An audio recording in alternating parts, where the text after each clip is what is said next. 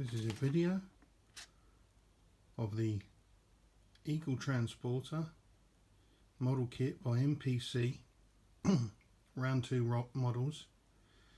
It's the 22-inch 1/48 scale reproduction of the Eagle Transporter, designed by Brian Johnson.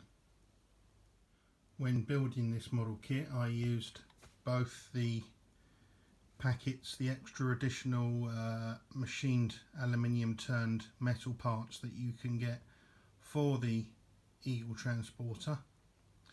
This box is the box for the larger bells and the thrusters, and this box is the smaller ones, the smaller stabilizing thrusters. Here we have the instruction sheet. Very detailed, very easy to follow. It gives you a little bit of history about the Eagle and how it was originally built. Some information on the best way to build your kit, and some information about applying decals. Follow the information as you should, and you won't go far wrong. Unlike me, whereas when I got to this section here, I didn't actually place the parts as they should have been, and one then realised they weren't correct, and then I had to take them all to bits again, because even though no one would have probably realised, I couldn't live with the fact that they weren't as they should be. So pay close attention when you get to this bit, that all the shoulder pods are exactly as they should be. And the other section that I had issues with was section 25 and 26, doing the rear rockets. This is quite a tricky exercise. It will take you some time and you'll get a little bit stressed out, but it will be worth it in the end, because it really does look awesome and it fits together beautifully if you follow the instructions exactly as they are in the manual. Here is a long shot of the completed kit.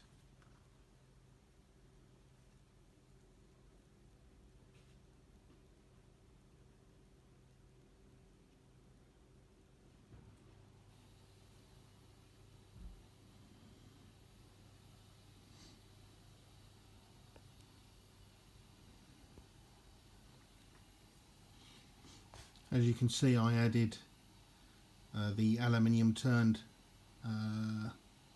accessories both on the rear and on the side capsules. I think I would say that the rear ones, the large ones, were worth the money, but the small ones, really, I don't know. I mean, £45 for the small little aluminium stabilizers or whatever they are. I'm not sure that they were worth that, but I do think that the large ones, they definitely add to the authenticity and the look of the model. They make it look really good, so I'm very pleased with those.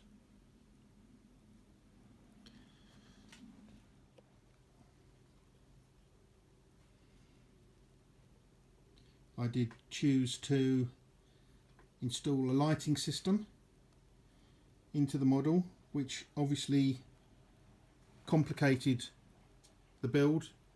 It makes it a lot more difficult to you have to think a lot more about the way you're going to construct it and the way you're going to put it together, because you have to feed wires through everywhere and make sure they're hidden. But as you'll see later on in the video, I think you'll agree that the effort was well worth it, because it really makes it look, really brings it to life.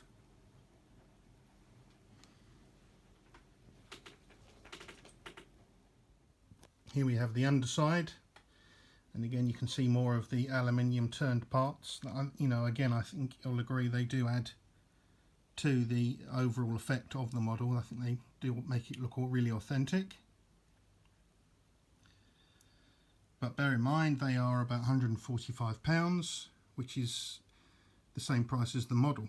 So whether you want to do that or not is, you know, personal preference. I personally wanted a really high spec model, and that's why I went for the extra parts. Underneath you'll see I have two switches. One switch is for lighting the command module, and the other switch here is for the lights that I've put on each leg of the Eagle, and you can press that and you can get different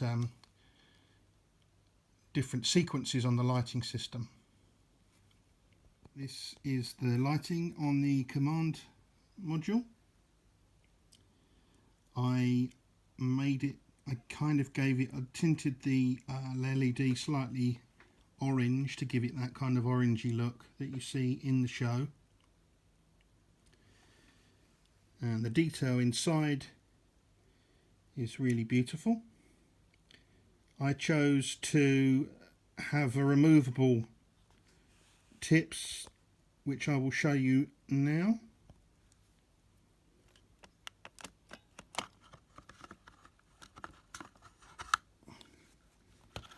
There you go, then you can actually see the light that I've installed, and you can see more detail inside the command module of the two astronauts. You can fix that, you can fix the nose on permanently if you want, or you can have it just to pull off. I chose to pull it off in case I ever wanted to fiddle about with the command module inside, and it just, you know, adds to the sort of playability, I guess, of the model. Now I'm going to show you the lights, the LED, flashing LEDs I've got on each of the legs here, and you just turn them on by pressing the button on the base here.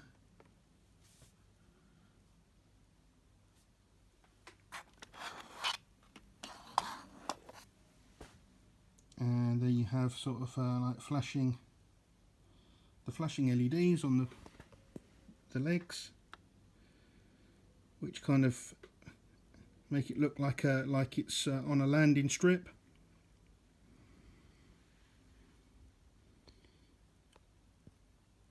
You can adjust with the way I've done it. I've used an adjusting microchip, so you can actually adjust the frequency of the flashing, or just have them on permanently.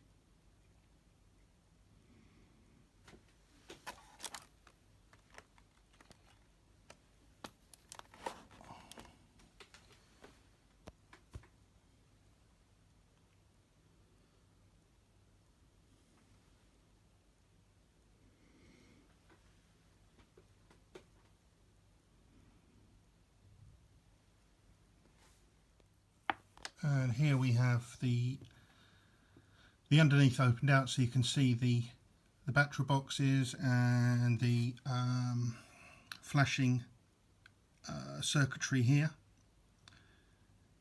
There's two battery boxes. One controls the command module and the other controls the flashing LEDs. The other thing I think I should mention to you that I added to make it a nicer model, I added weights into the whole of the model where I could. Where I had recesses, I've put a weight in here, which is just an earthing box, which is quite heavy. I also added some fishing leads into these sections here, and it just makes the model that much heavier, along with the batteries as well. Gives it some weight. I also added some fishing weights into the nose cone as well, and covered those over, and it just makes the model feel, you know, a bit more sturdy and substantial. So I just thought I'd mention that as well. But there you go. So there you can see the close-up of the circuitry there that I used for the flashing sequences on the feet. There we have it, and that's what I did. If you have any questions, just send me a message and I'll let you know what I did. I did use a spray paint. I used Polar White, I think it was, Ford Polar White for the body, and just a basic red for the red stripes, which I masked off. And then I just used the standard issue transfers and finished it off with a matte sealer.